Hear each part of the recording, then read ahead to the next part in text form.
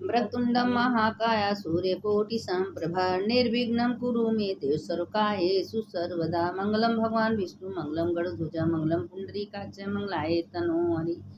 देखिए कल एकादशी है और वो प्रबोधिनी एकादशी है।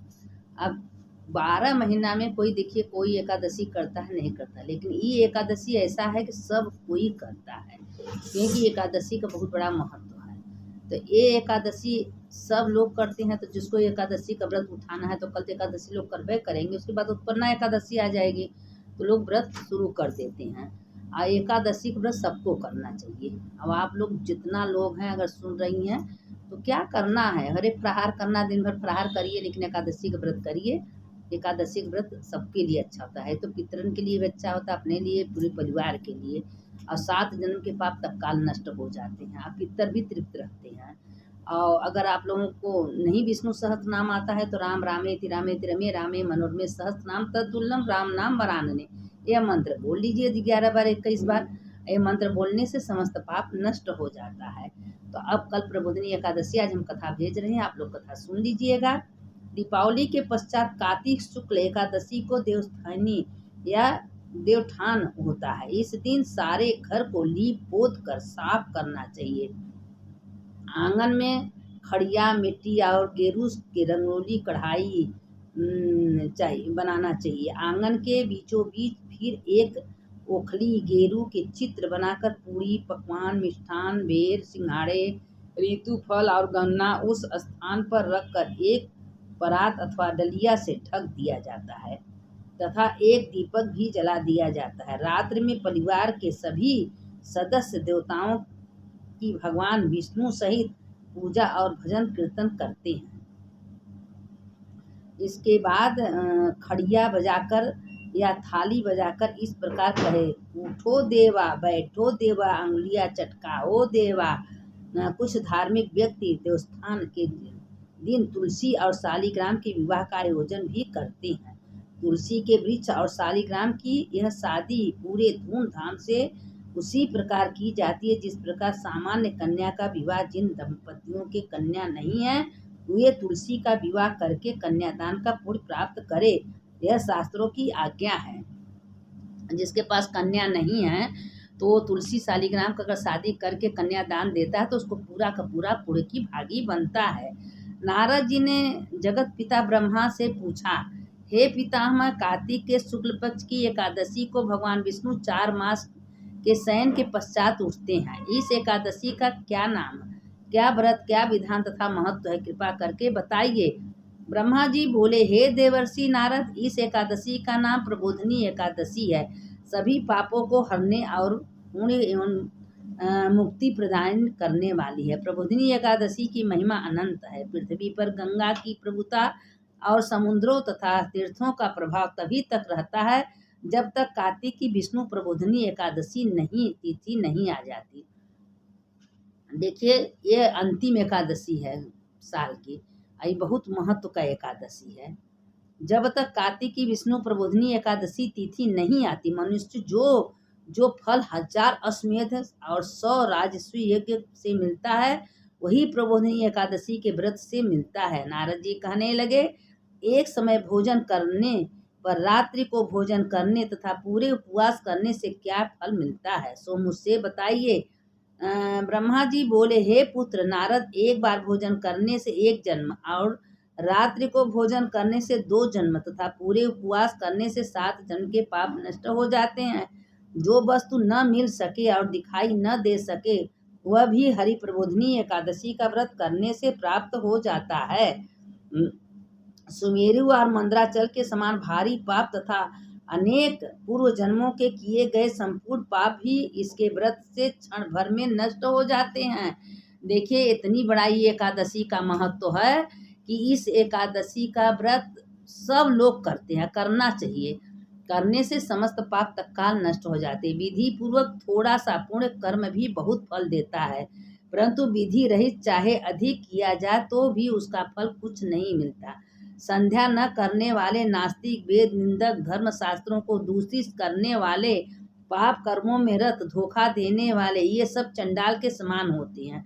जो विधवा अथवा साधवा ब्राह्मणी का भोग करता है उसका कुल नष्ट हो जाता है, पर स्त्रीगामी के संतान नहीं होते और उसके पूर्व जन्म में संचित श्रेष्ठ कर्म भी नष्ट हो जाते हैं। जो गुरु और ब्राह्मणों से अहंकार युक्त बात करता है वह भी धन और संतान से हीन होता है।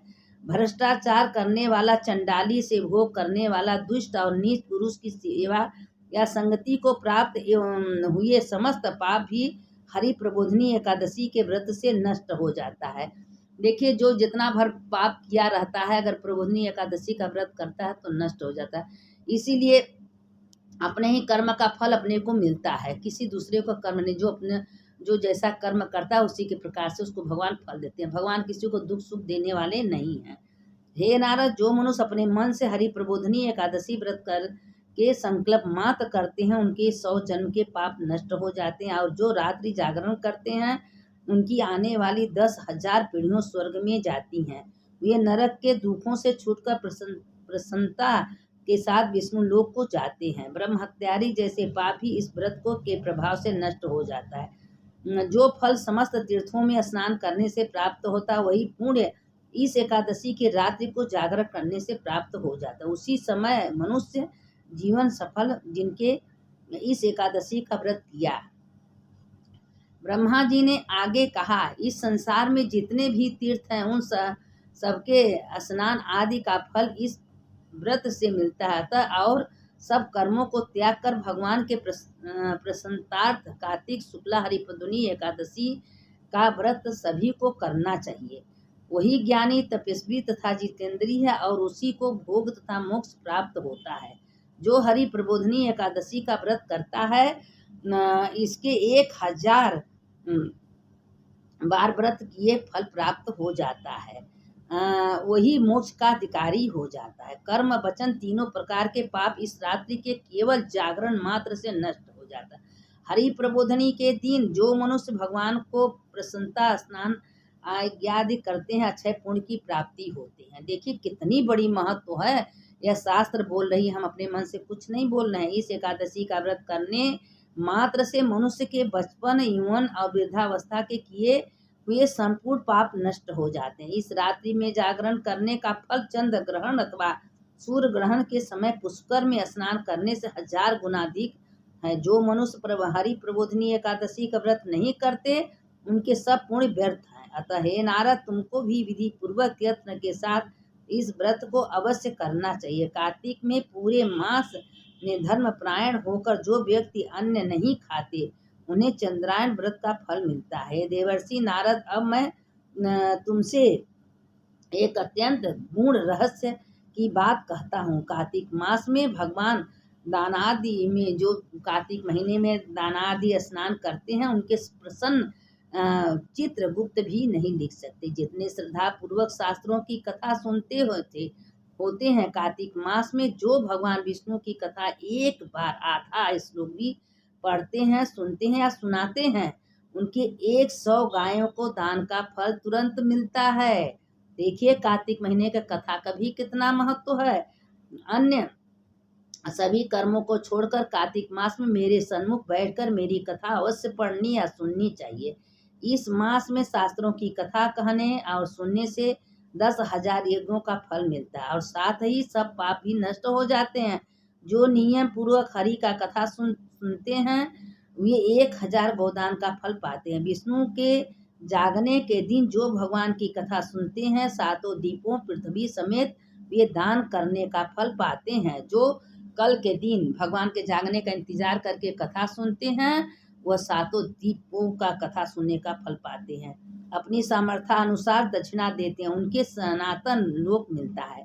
ब्रह्मा जी ने यह वचन सुनकर नारद जी ने कहा, हे भगवान, हरि प्रबोधनी एकादशी के व्रत की विधि तथा महाशय विस्तार पूर्वक समझ कर कहिए। ब्रह्मा जी कहने लगे, ब्रह्म मुहूर्त में 2 घड़ी रात्रि शेष रहते उठकर शौच आदि से निर्वृत्त होकर दंत धावन आदि करके नदी, तालाब, कुआं, बावड़ी या घर में जैसी भी संभव हो स्नान आदि करें। फिर भगवान की पूजा करके कथा सुने और व्रत का नियम ग्रहण करें। भगवान से विनय करें, हे प्रभु, आज निराहार रहकर व्रत करूंगा, दूसरे दिन द्वादशी को भोजन करूंगा। अतः अतएव हम आप मेरी रक्षा कीजिए। तत्पश्चात भक्ति भाव से व्रत करें तथा रात्रि को भगवान के आगे जागरण नित्य गीतादि करने चाहिए।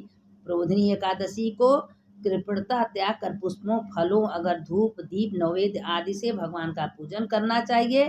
शंख में जल भरकर भगवान को अर्घ देंगे। ये इसका समस्त तीर्थों से करोड़ों गुना फल होता है। जो मनुष्य अगस्त के फूल से भगवान का पूजन करते हैं उनके आगे इंद्र भी हाथ जोड़कर कार्तिक मास में बिल्व पत्र से भगवान का पूजन करने से मुक्ति प्राप्त होता है। कार्तिक मास में तुलसी से भगवान का पूजन करने वाले के 10,000 जन्मों के पाप नष्ट हो जाते हैं। तुलसी के पूजा से 10,000 के पाप नष्ट हो जाते हैं। तुलसी का दर्शन स्पर्श नमस्कार स्तुति रोपण जल से सिंचन और प्रतिदिन पूजा तथा आरती करने से कथा सुनने वाले करोड़ों युग तथा विष्णु लोक में निवास करते हैं। जो तुलसी का पौधा लगाते हैं उनके कुटुंब के उत्पन्न होने वाले प्रलय काल तक विष्णु लोक में निवास करते हैं। हे मुनि, रोपी हुई तुलसी जितनी जड़ों का विस्तार करती है उतने ही 1000 युग प्रयत्न तुलसी रोपण करने वाले के सुकृत का विस्तार होता है। जिस मनुष्य की रोपण हुई तुलसी की जितनी संख्या प्रशाखा बीज और फल पृथ्वी में पड़ते हैं उसके उतने ही कुल को 1000 कल्प तक विष्णु लोक में निवास करते हैं। हरि पूजा में पुष्पों के महत्व का वर्णन करते हुए ब्रह्मा जी ये तुलसी का कितनी बड़ी महत्व है। जो तुलसी के रोपण करते हैं जो लगाते हैं ने कहा, हे वस्त जो कदम के पुष्पों से विष्णु का पूजन करते हुए सभी यमराज के दर्शन नहीं करते। गुलाब के पुष्पों से भगवान का पूजन करने वाले को मुक्ति प्राप्त होती है। जो बकुल और अशोक के फूलों से भगवान का पूजन करते हुए सूर्य और चंद्रमा के रहने तक किसी प्रकार का शोक नहीं पाते। जो मनुष्य सफेद या लाल कनेर के फूलों से भगवान का पूजन करते हैं उन पर भगवान अत्यंत प्रसन्न रहते हैं। करोड़ों गौों के दान का फल पाते हैं। जो दूब के अंकुरों से भगवान की पूजा करते हैं उन्हें 100 गुना फल प्राप्त होता है। जो समी के पत्र से अथवा चंपा के फूलों से भगवान का पूजन करते हुए मनुष्य फिर संसार में नहीं आते। तो ये समी का फूल कितनी बड़ी महत्व है। जो मनुष्य केतकी के पुष्प भगवान पर चढ़ाते हैं उनके करोड़ों जन्म के पाप नष्ट हो जाते। पीले और लाल वर्ण के कमल पुष्पों से केतकी का फूल देखिए भोलेनाथ को नहीं चढ़ता है और सबको चढ़ता है। हम तो देखे भी नहीं है केतकी का फूल कैसे होते हैं, लेकिन विष्णु भगवान को चढ़ता है। देखिए इसमें स्वयं लिखा है। उसके कमल पुष्पों के से भगवान का पूजन करते हैं वे श्वेत द्वीप में निवास पाते। प्रबोधिनी एकादशी की पूरी रात को जागरण पूजन और कथा कीर्तन के पश्चात प्रातः काल उठकर नदी पर जाएं और वहां स्नान जप तथा नित्य कर्म करके घर में आकर विधि विधान पूर्वक भगवान केशव का पूजन करें। द्वादशी को व्रत की समाप्ति पर विद्वान ब्राह्मणों को भोजन करावें और दक्षिणा देकर क्षमा याचना करें। इसके पश्चात भोजन गौ और दक्षिणा देकर गुरु का पूजन करें। जो वस्तु व्रत में छोड़े हैं वे नियम से वो ब्राह्मणों को पर्याप्त मात्र से दें। हे नारद, जो 4 महीने छोड़ते हैं उसके लिए, हे नारद, रात्रि में भोजन करने वाले मनुष्य ब्राह्मणों को भोजन करावे और स्वर्ण सहित बैल का दान करे। जो मनुष्य मांसाहारी नहीं है वह गौ का दान करें। आंवले से स्नान करने वाले मनुष्य को दही और शहद का दान करना चाहिए। जो मनुष्य फलों को त्याग कर फलों का दान करे। तेल तथा घृत छोड़ने पर दूब और अन्य छोड़ने पर चावल का दान किया जाता है। जो भूमि शयन पर व्रत लेते हैं उनके सब्या तथा तुलसी पर सामग्री सहित देनी चाहिए। पत्ते पर भोजन करने वाले स्वर्ण का पत्ता घृत के सहित देना चाहिए। मौन व्रत धारण करने वाले ब्राह्मण को ब्राह्मणी को मिठाई भोजन कराना चाहिए। बाल रखने वाले को दर्पण, जूता छोड़ने वाले को 1 जोड़ा जूता, त्यागने वाले को सकरा दान करनी चाहिए। मंदिर में दीपक जलाने वाले को तथा नियम लेने वाले को व्रत की समाप्ति पर ताम्र अथवा स्वर्ण के पात्र में घृत और बत्ती भरकर विष्णु भक्त के ब्राह्मण को देना चाहिए। एकांत व्रत करने वाले को 8 कलश वस्त्र और सुवर्ण अलंकृत दान करना चाहिए। यदि इतना संभव न हो सके तो इसके अभाव में जितना अधिक से अधिक हो जाए उतना अवश्य करें। ब्राह्मणों को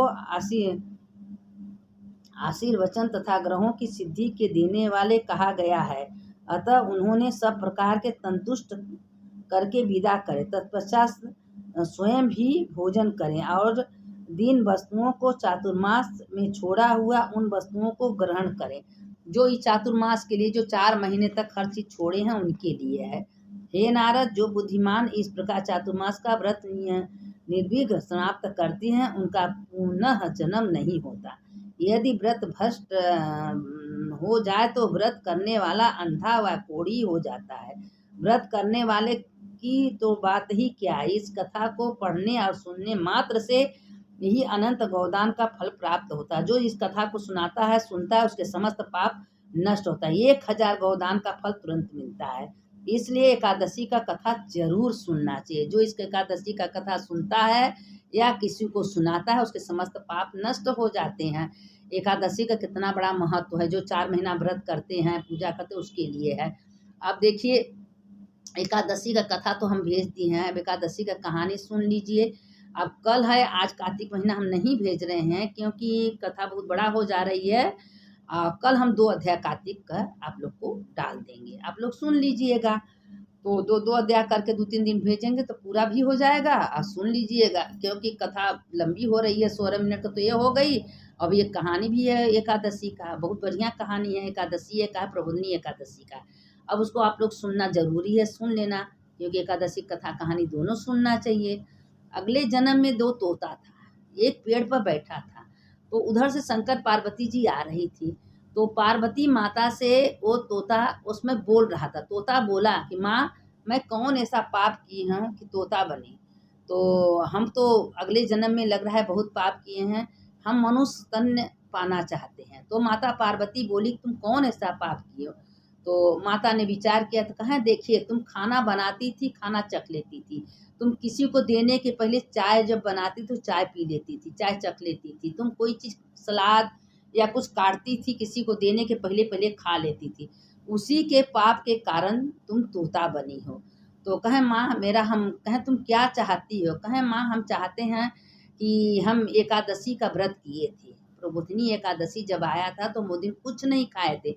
माँ हम चाहते हैं कि मेरा पाप नष्ट हो जाए, हम एक अच्छे इंसान बने। तो कहें तुम्हारा बहुत तुम पुण्य की थी, दान की, धर्म की, पूजा की, और जो तुम्हारा तोता है वो तुम्हारा कोई व्रत पूजा कुछ नहीं किया। वो तो कहा कि हम पेट पर पके पके फल खाएंगे, आम खाएंगे। क्या होता है कार्तिक महीना नहाने से, क्या होता है एकादशी व्रत करने, वह कुछ नहीं किया।